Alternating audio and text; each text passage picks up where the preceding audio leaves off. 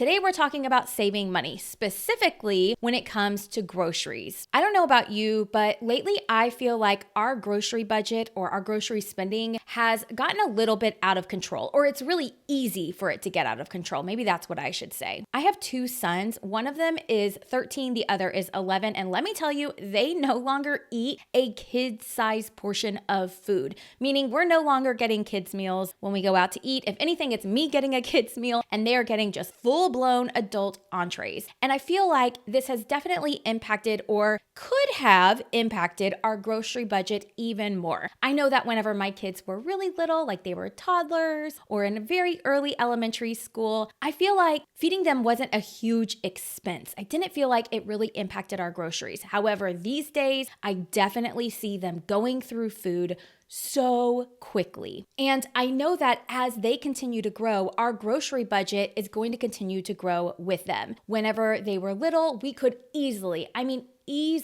spend just about $120 a week on groceries, maybe $150 if we were really overspending that week. But between the amount of food we need to buy now and inflation, everything just being more expensive, we are lucky if we spend under $200 a week for groceries. And that doesn't even include things like paper towels, toilet paper, and cleaning supplies. We get most of those things on a separate Costco run, which is actually a separate line item in our budget. So these days, that doesn't even fall under our grocery budget. Now, our family isn't perfect, but I'd like to share 3 ways that we have tried to keep our grocery budget a little bit lower. I know that whenever I talk with people that have families about the same size as us and their kids are about the same age, they are shocked whenever we say that we spend under or around $200 a week for groceries. So I'm going to be sharing with you exactly what we do. So let's get into it. These are the 3 rules we live by when it comes to buying groceries so that we are not spending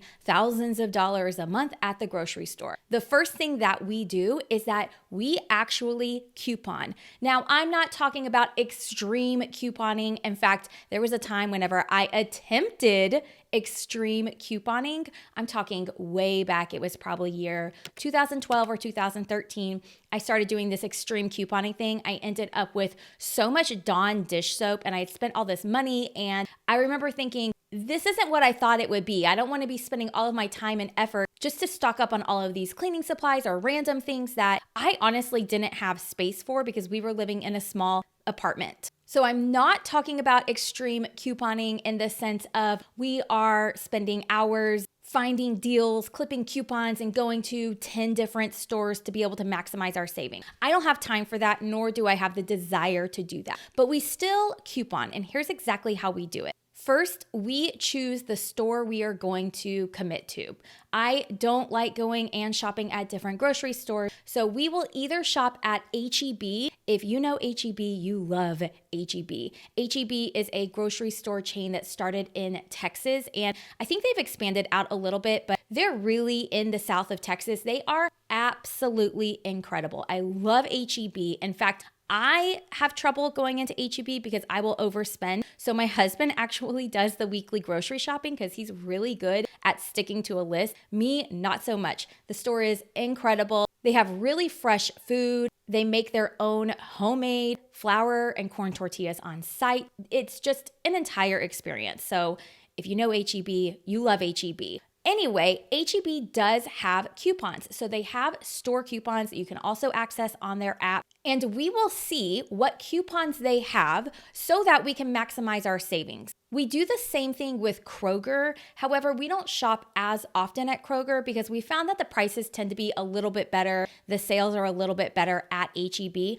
but we will go to Kroger if we need to. Now, it used to be that we would sit down and we would look at every single coupon and really try to figure out what we could get or stock up on while looking at those coupons. However, recently, in the past couple of months, we have discovered a creator who I love. Her name is Texas Frugal Finds. I'll link to her down below. It's TX Frugal Finds, and she does all the work for you. She literally goes through and looks at the coupons and the sales, and she will be like in the grocery store filming and saying, here's how you're going to get $37 worth of product for $5. And she shows you exactly what to buy and what coupons to clip on the app and everything. So that has been really fun for us because it allows us to stock up on different types of supplies we need. Like I know that we ended up getting $37 worth of Dove hair care products. I'm talking shampoo, conditioner, things like that for about $12. And this is great because I can put some extra shampoo and conditioner in my kids' bathroom, in our bathroom. And let me tell you, finding her has been so awesome because she's the one going in and doing the research, doing the work to figure out how to get the biggest bang for your buck and how to stretch your dollar the most. So here's what I recommend you doing. First, choose a grocery store that does offer in-store coupons. I'm not talking about the ones that you get in the mail. I mean, you can use those as well. However, a store that has their own in-store coupon system, so that way you can save money consistently at the same grocery store that you use and love. Then do a little search. Figure out who is your version of Texas Frugal Finds.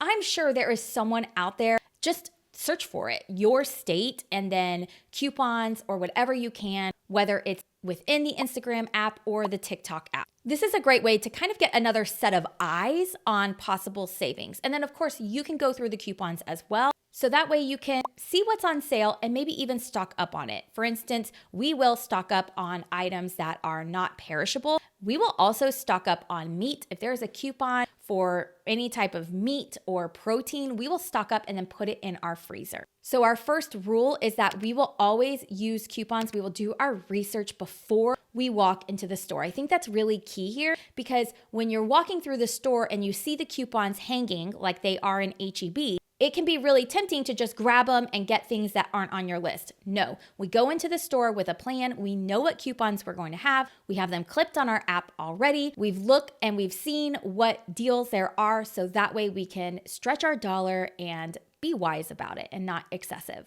The second way that we save money and keep our grocery budget down, and this is one that I swear by, we started doing this whenever we were paying off debt and we were really trying to live on less. However, I don't think I'll ever go back. And that is we make our meal plan around the sale ad and what is on sale. Here's what I mean by this. We do our grocery run typically on Saturday or Sunday. So before we do our grocery run, typically maybe like a Friday night, I know sounds super fun. This is our like Friday night experience. My husband and I, really my husband, he's kind of spearheaded this entire thing. He will look at the sale ad. So he looks at the ad for the grocery stores that we typically go to and he says, okay, what protein is on sale? What fish is on sale? In our house, we eat fish at least once or twice a week, twice if we're lucky, and we have a protein with every single meal. So he will go in and he'll see, okay, is there steak on sale? My family loves steak.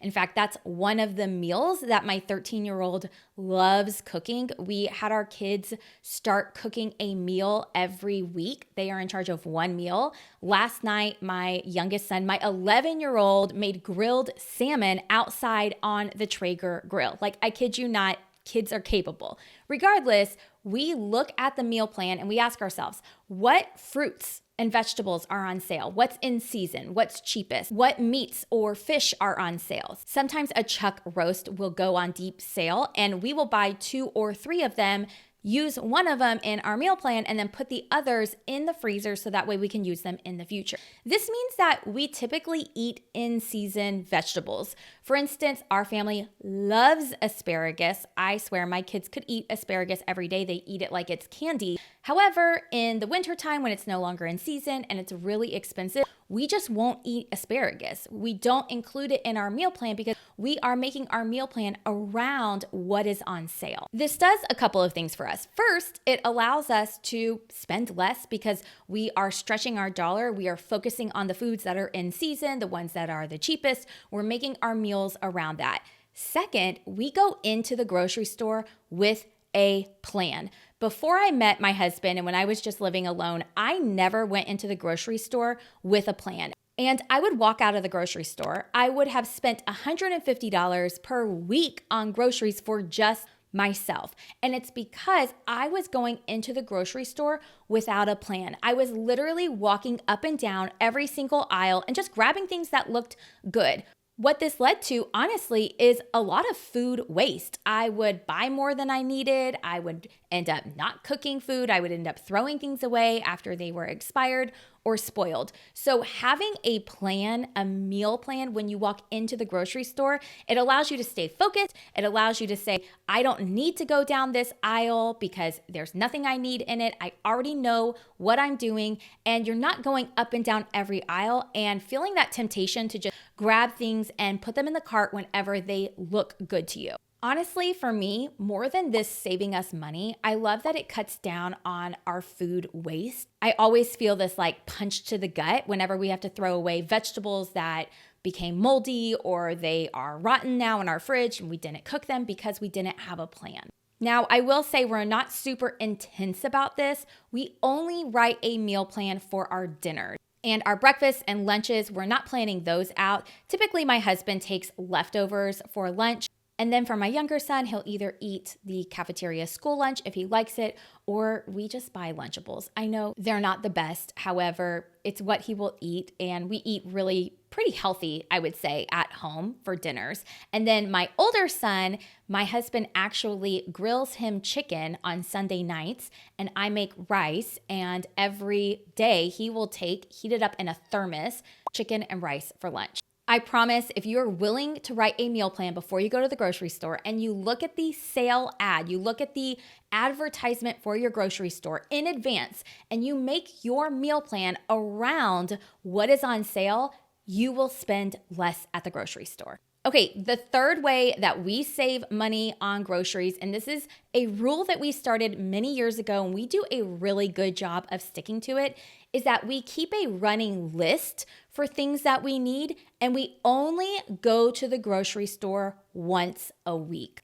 Now, I know that some people go to the grocery store multiple times a week. Some people actually go every single day. If you live in a big city, a lot of times people will walk to the grocery store, grab what they need for that night's dinner and take it home. However, we don't live in a big city like that. We have a car, we live in the suburbs, and we have a rule to only go to the grocery store one time a week. Here's why. I found personally, from my years of experience going in and buying groceries and all the things like that, when you go to the grocery store more often, those trips can add up really fast. You can go in to buy something and say, I just need 2 or 3 things, and you walk out spending $80, and you don't realize that it's happening until you add everything up and you see that you've been spending extra money, like a significant amount of money on your groceries in just these extra grocery runs here and there.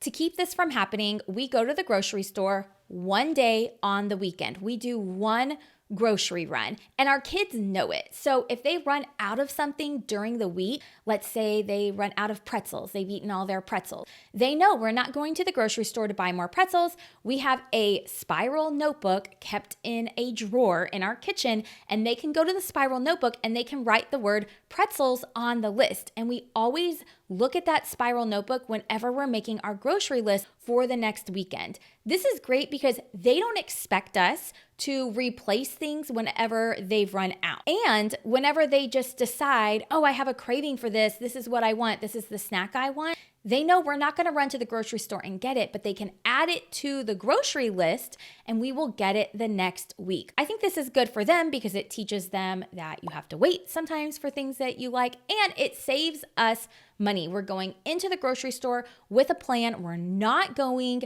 several times a week, which just honestly adds up, and it just increases the chance that you're going to grab random things and end up overspending. Now, of course, we do have some flexibility here. I never have a problem going to the grocery store midweek to stock up on healthy snacks like fruit. I will always do that. But for the most part, we are really good about following the rule of we go to the grocery store one time a week, and that's it. These 3 grocery store rules that we have, the first one is we coupon and we do our research. The second is we make a meal plan that is based off of the sale ads and produce and meats that are in season. Really, I guess produce, meats always in season, but produce that is in season. And then finally, having a rule that we only go to the grocery store one time a week. it really does save us money. In fact, I just looked and I'm recording this on September 30th. So I just looked at my budget spreadsheet and I can see that between September 1st and September 30th, we have spent $742.35 on groceries. I'm actually pretty shocked. That is a really good number for our family of 4 with 2 kids that are growing, a 13-year-old and 11-year-old son. Let's do the math to see what that comes out to per week. I'm just a little bit curious. That comes out to $185.59 a week. So I would say that is actually really good. I'm like real proud of us for that. I think that if it's under $800 for a family of 4, that is like amazing. That's amazing. I know that people spend way more than that, and I do think that these 3 rules have helped us keep it lower. If you enjoyed this video about saving money, then you are gonna love my video all about why tracking your spending is so powerful and how it can actually help you spend less. So be sure to check that out next.